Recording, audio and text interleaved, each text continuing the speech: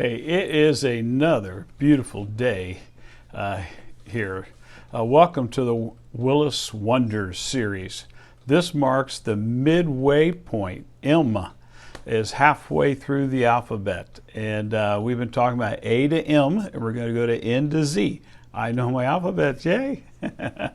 And today we're talking about manipulation. Manipulation. See how I'm manipulating this forwards and backwards? Yeah. Okay, just as an illustration. All right, and that's where we're at today.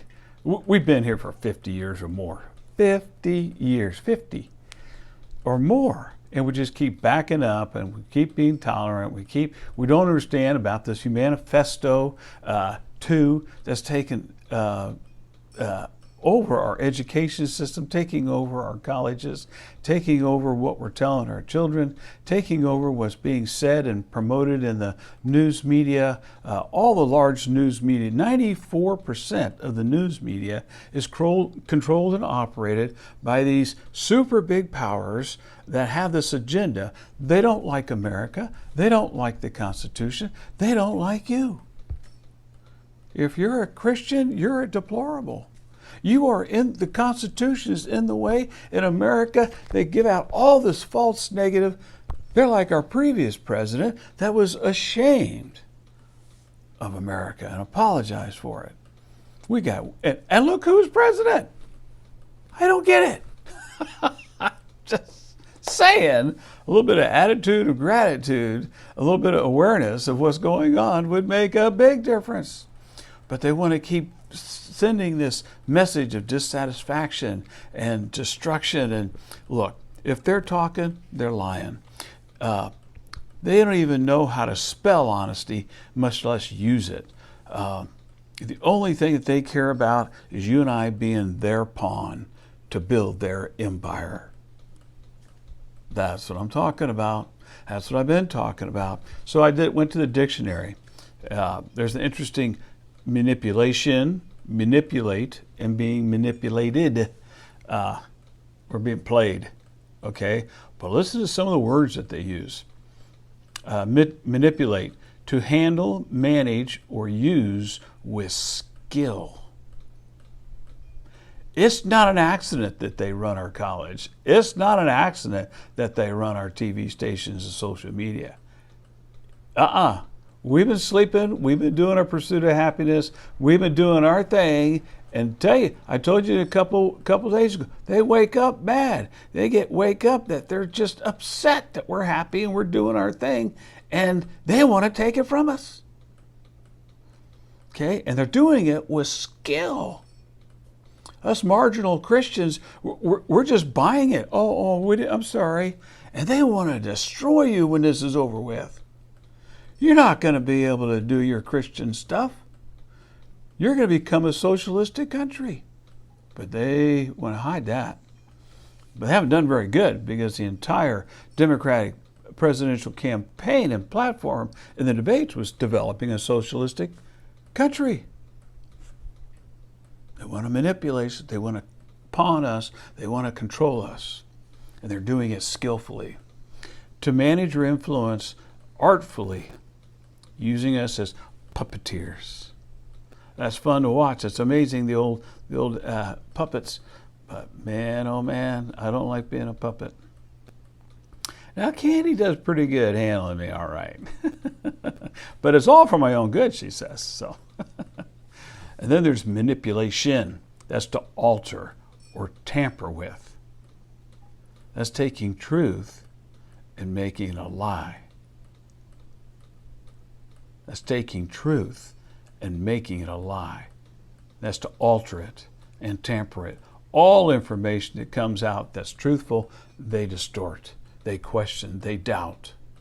Listen to those questions. Listen to those doubts. Isn't that the same thing that Satan did in the book of Genesis, chapter 2, 3? Huh? He didn't blast it. He just created questions. Manipulation. Doubt. A skillful and artful management, an act of manipulating people and things. Okay, I mean, there's a lot of shell and rock games that they can do on the streets. The magicians do a lot of stuff, and that's kind of neat. That's a lot of fun. But to do that for such evil purposes, it's a state or fact of being manipulated. Look, smoke and mirrors. I picture the family with the kid in his hand in the cookie jar. And one of the parents comes walking by and he uses his other hand and says, "Look over there, Mommy, so-and-so just hit." And they're hiding the fact of what they're doing. And that's all our political process has been doing, pointing the finger one at the other so that we can't figure out. Well, let me tell you what. You know, they're carrying on about a multi-millionaire that probably has a gazillion tax deductions on what he pays for his taxes. I'd love to see all of my politicians' tax return. How does Nancy Pelosi live in a multi-million-dollar home making $125,000 a year? And go on down the list with everybody, practically everybody.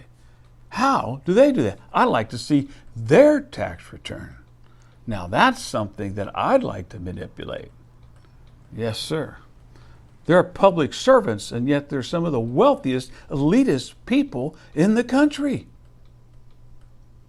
That's just wrong. I don't know what George Washington, Thomas Jefferson, and the Adams and John, all these other people, what they'd be thinking right now. When they sacrificed everything, some of them their lives, for this freedom. Don't know what they think about manipulation.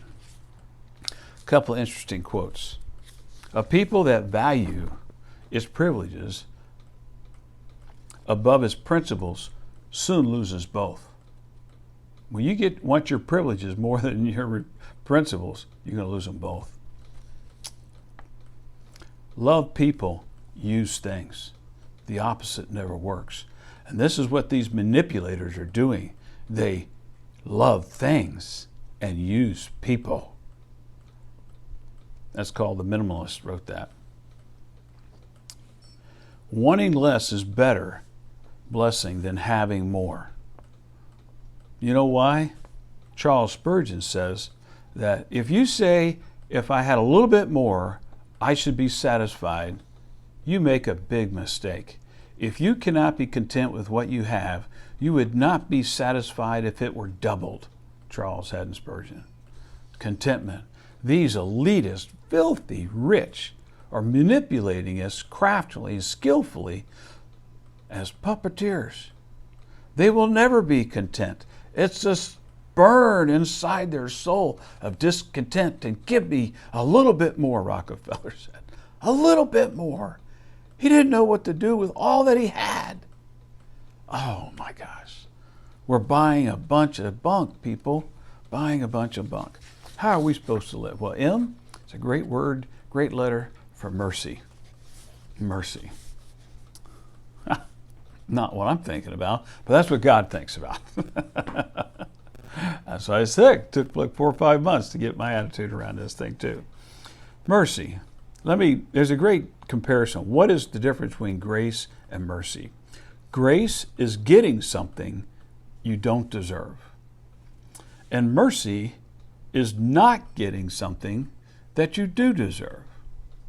Mercy is not getting something that you do deserve. So, if we're going to be merciful, and we're going to be doing this to people, all kinds of people, we've got a list of people we can do it for, then we're not giving them what they deserve, okay? We're giving them what they don't deserve.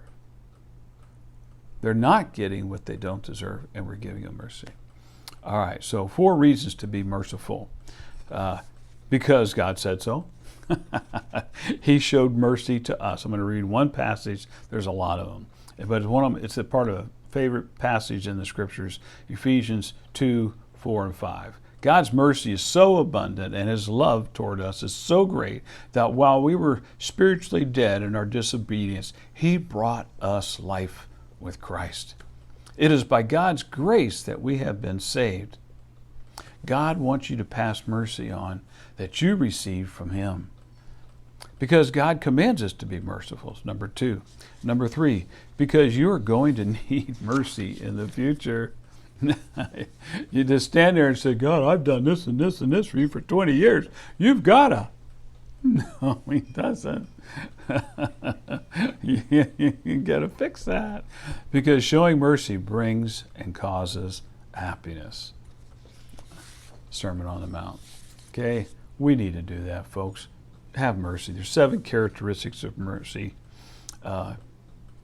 Mercy begins with patience with people's quirks. Mercy begins helping anyone around who's hurting. Mercy means giving people a second chance. Mercy means doing good to those who hurt you. Mercy means being kind to those who offend you.